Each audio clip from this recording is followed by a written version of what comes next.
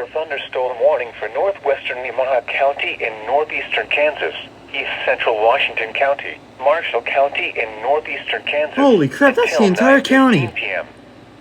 At 8:37 p.m., a severe thunderstorm was located 5 miles north of Waterville, moving northeast at 55 miles per hour. Expected hazards include 60 miles per hour wind gusts and penny-size hail. This is a radar-indicated threat. The following impacts are expected. Expect damage to roofs, siding, and trees.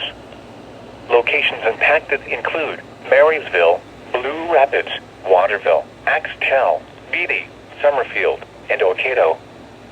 For your protection, move to an interior room on the lowest floor of a building.